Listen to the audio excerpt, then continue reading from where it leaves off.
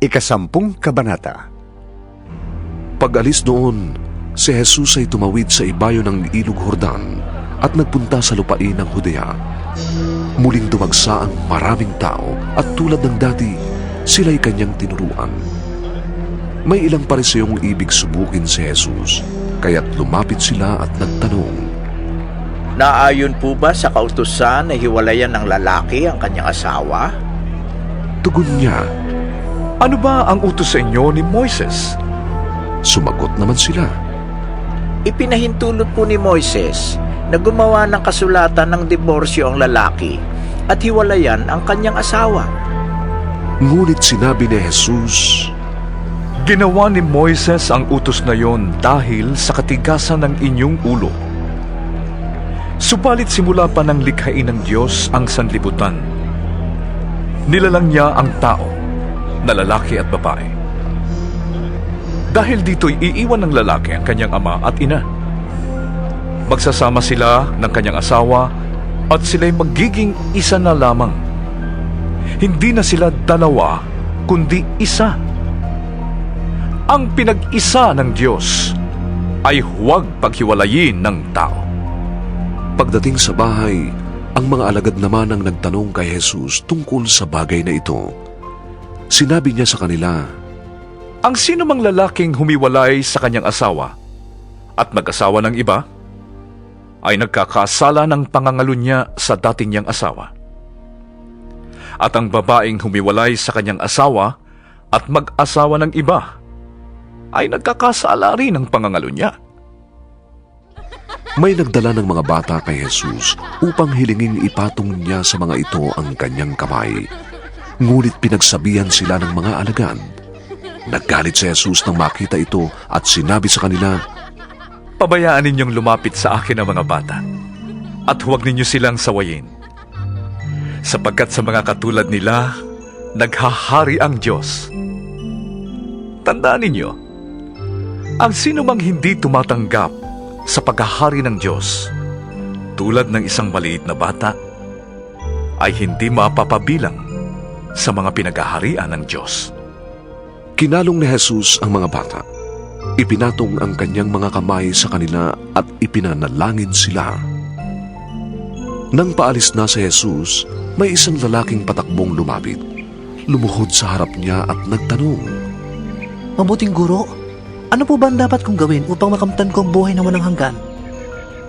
Sumagot si Jesus, Bakit mo ako tinatawag na mabuti? Walang mabuti kundi ang Diyos lamang. Alam mo mga utos niya. Huwag kang papatay, huwag kang mangangalunya, huwag kang magnanakaw, huwag kang sasaksi ng hindi totoo, huwag kang mandaraya, igalang mo ang iyong ama at ina.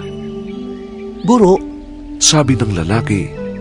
ang lahat ng yan ay tinutupad ko na po mula pa sa aking pagkabata. Magiliw siyang tiningnan ni Jesus at sinabi sa kanya, Isang bagay pa ang kulang sa iyo. Ipagbili mo ang iyong mga ari-arian at ipamigay sa mga dukha ang pinagbilhan. At magkakaroon ka ng kayamanan sa langit. Pagkatapos, bumalik ka at sumunod ka sa akin. Nang marinig ito ng lalaki, siya'y nanlumo at malungkot na umalis, sapagkat siya'y napakayaman.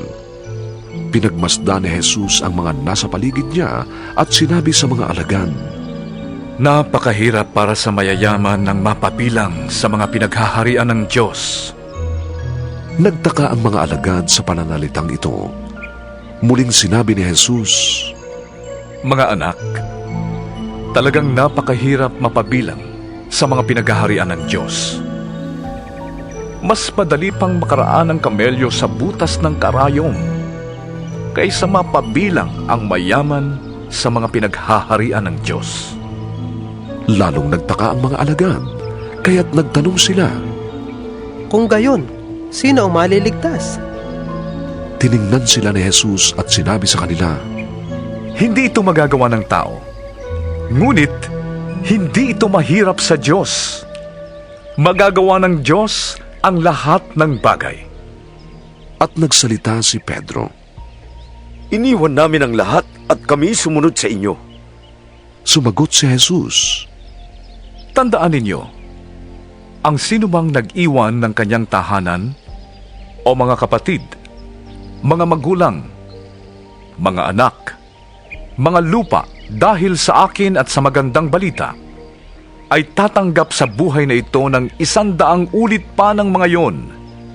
Mga bahay, mga kapatid, mga ina, mga anak at mga lupa, ngunit may kalakip na pag-uusig. At sa panahong darating, magtatamo siya ng buhay na walang hanggan.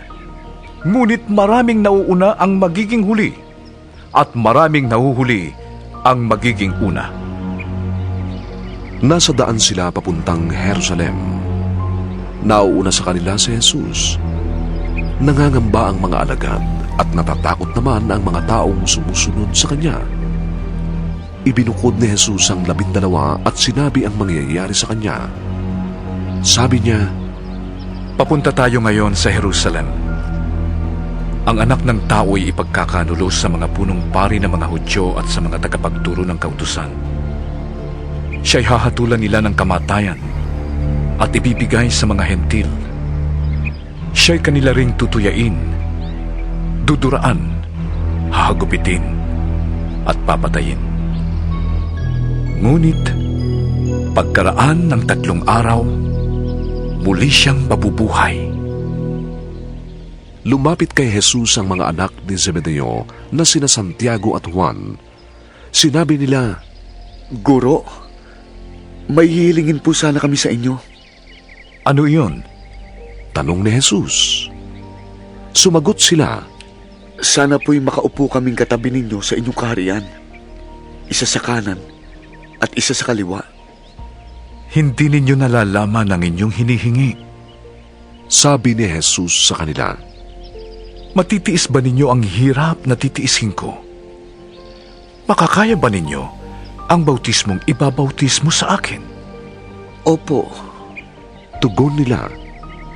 Sinabi ni Jesus, Titiisin nga ninyo ang hirap na titiisin ko, at babautismuhan nga kayo sa bautismong tatanggapin ko.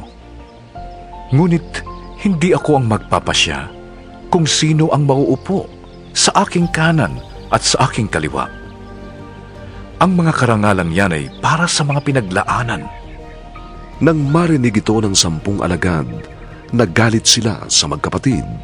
Kaya't pinalapit sila ni Jesus at sinabi, Alam ninyo na ang mga itinuturing na pinuno ng mga hentil ay siyang naghahari-harian sa kanila, at ang mga dinadakila ay siyang nasusunod. Ngunit hindi ganyan ang dapat umiral sa inyo. Sa halip, ang sino man sa inyo na ibig maging dakila ay dapat maging lingkod, at ang sino mang ibig maging pinuno ay dapat maging alipin ng lahat. Sapagkat ang anak ng tao ay naparito hindi upang paglingkuran kundi upang maglingkod at mag-alay ng kanyang buhay para sa ikatutubos ng marami. Dumating sina Jesus sa Jericho. Nang papaalis na siya sa Jericho kasama ang kanyang mga alagad at marami pang iba, may nadaanan silang isang bulag na nakaupo sa tabi ng daan at namamalimos. Siya ay si Bartimeyong anak ni Timeo. Nang marinig ng bulag na ang nagdaraan ay si Jesus na taga Nazaret, sumigaw siya, Jesus, anak ni David, mahabag po kayo sa akin. Pinagsabihan siya ng mga taong naroroon upang tumahimik, ngunit lalo pa siyang nagsisigaw. Anak ni David, mahabag po kayo sa akin. Tumigil si Jesus at kanyang sinabi, Tawagin ninyo siya. at tinawag nga nila ang bulag. Lakasan mo ang iyong loob. Sabi nila, Tumindig ka. Ipinatatawag ka niya. inihagis niya ang kanyang balabal, paluksong tumayo at lumapit kay Jesus. Ano ang ibig mong gawin ko sa iyo? Tanong sa kanya ni Jesus. Sumagot ang bulag, Guro, ibig ko po sanang muling makakita. Sinabi ni Jesus, Humayo ka. Magaling ka na dahil sa iyong pananampalataya. noon di nakakita siyang muli at sumunod kay Jesus.